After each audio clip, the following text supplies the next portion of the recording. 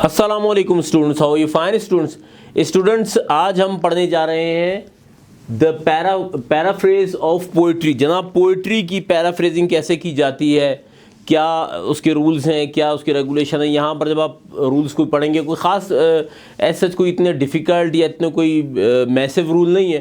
खैर, आप जब पढ़ेंगे चीज़ आपके सामने आ जाएगी। मोस्टली एग्ज़ाम्स में आती है, मोस्टली एग्ज़ाम्स में पूछी जाती है वो चीज़।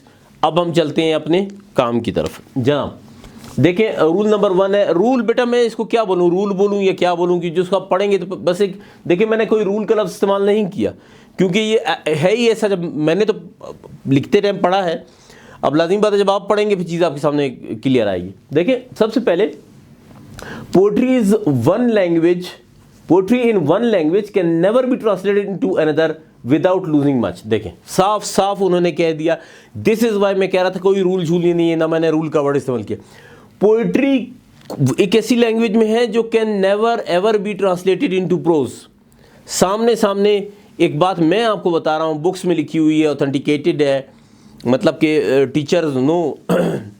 देखिए, विदाउट लूजिंग मतलब काफ़ी कुछ आप लूज़ कर देंगे अगर आप इसको पैराफ्रेज में लाएंगे। इफ़ नॉट आर मतलब ये बता रहा है कि अगर कुछ भी नहीं किया, फॉर एग्जाम्पल कुछ भी नहीं किया, of its charm so poetry can never be translated into prose. देखें, बात कहने की ये है, उसकी जो ब्यूटी है, उसकी जो खूबसूरती है, या उसका जो मैसेज है। देखिए, ब्यूटी खूबसूरती को आप बिल्कुल एक तरफ रख दें, मैसेज को आप, असल चीज़ तो मैसेज है ना यार। मैसेज, अगर आप मैसेज ही कन्वे नहीं कर सकेंगे, फॉर एग्जांपल मैं अपना मैसेज ही आपको कन्वे नहीं कर सका, मिसाल के तौर पर मेरा मैसेज आपको ये बताना, अगर मैं अपना मैसेज ही कन्वे नहीं कर सका तो फिर उसका फ़ायदा क्या हुआ? कौन देखेगा वीडियो, कौन पढ़ेगा, कौन उसके ऊपर ध्यान देगा? तो कहने का मकसद ये है, साफ साफ आपको बताया जा रहा है कि कैन नेवर बी ट्रांसलेटेड, उसका चार्म, उसकी ब्यूटी ने ख़त्म हो जाना। ठीक है। नंबर 2, यहाँ फुल स्टॉप रह गया। अच्छा, number 2, it is impossible to give in prose the same impression as it conveyed by a poem. देखिए जनाब, कितनी बेहतरीन बात, जो वही बात जो अभी थोड़ी देर पहले मैं आपसे कह रहा था। जो मैसेज मैंने कन्वे करना है, जो मैसेज उस पोइट ने बेचारे ने कन्वे करना है, जिसने एक मेहनत करके अपनी स्ट्रगल करके एक मैसेज दे रहा है आपको, वो नेवर एवर भी, कभी भी वो मैसेज पहुंच ही नहीं सकता उसकी शक्ल में, प्रोज की शक्ल में, पैराफ्रेज की शक्ल में, कभी भी वो मैसेज नहीं पहुंच सकता। बहुत चीज़ें आप लूज़ कर देंगे उसमें। द रीज़न फॉर दिस, इसकी वजह यह है कि ज़रा गौर से सुनिएगा, बड़े ज़बरदस्त पॉइंट्स है। In this the matter and the form, जो मैटर है और जिस फॉर्म में वो पेश किया गया है, ठीक है ना जी। The spirit and the letter, जो स्पिरिट, जो उसकी रूह है, या स्पिरिट जो उसका जज्बा है, जो एक कह सकते हैं उस पोइट का जो एक अंदर की एक फीलिंग्स हैं, जो वो आपको दिखाना चाह रहा है, जो वो आपको आपके सामने रिप्रेजेंट करना चाह रहा है, और वो लेटर्स, ठीक है ना, और वो लेटर जिस लेटर के तहत वो हुआ है ना, आई मीन टू से कि वो लेटर्स है ना, जिस लेटर को लगा के, जिन खूबसूरत अल्फाजों को जमा करके उसने वो चीज़ बनाई है, अपने इम्प्रेशन को, अपनी फीलिंग्स को बाहर लाने के लिए, पेज पे मुंतकिल करने के लिए। The soul and the body, देखें कितनी बेहतरीन बात लिखी हुई इस छोटे से एक 4 सेंटेंसेस के, 5 सेंटेंसेस के वर्ड ने कितना आपको बेहतरीन बता दिया। सोल एंड द बॉडी, मतलब एक सोल होती है ना। अब देखें, बॉडी के बगैर सोल की कोई वक़्त नहीं है, सोल के बगैर बॉडी की कोई अहमियत नहीं। तो कितना अच्छा रिलेशन उसने एक छोटे से वर्ड में बता दिया कि सोल एंड द बॉडी, मतलब जो है वो उसी में है भाई, वो पोइट्री में ही है, वो उसमें मुंतकिल ही नहीं हो सकता, पैराफ्रेजिंग में हो ही नहीं सकता। Of a poem are totally intermingled. अब देखें, ये जो वर्ड आपने देखा ना, इंटरमिंगल्ड, ये इसने सब चीज़ें वाज़ेह कर दी सामने कि जो पोएम की जो चीज़ें हैं, ये सब चीज़ें जो हमने यहाँ से पढ़ी ना, spirit, letter, soul, body, matter, form, ये सब की सब इंटरमिंगल्ड हो जानी है, इंटरमिंगल्ड मिक्स खिचड़ी बन जानी है। आपको समझ ही कुछ नहीं आना है जी। दैट यू कैन नॉट, मतलब समझ नहीं आना से मेरा मतलब ये है कि चीज़ तो आपको समझ आ जाएगी, वो ब्यूटी चली जाएगी, ठीक है ना जी। Intermingled that you can not change the form without losing the spirit. आप उसकी स्पिरिट को लूज कर देंगे, आपको करना पड़ेगा, आप ऐसा नहीं हो सकता कि आपने पैराफ्रेजिंग बयान कर दी और उसकी स्पिरिट बाकी है अभी तक, नहीं नहीं, उसकी स्पिरिट गई भाई, वो जज्बा, वो इजहार, वो ख्यालात, वो जो भी चीज़ें जो उसकी अंदर की रूह है वो गई, फारिग हो गई। अच्छा देखें, अब हम आते हैं थर्ड पे, the rhythm and the verbal music in which lies much of the magic of the poetry must be lost.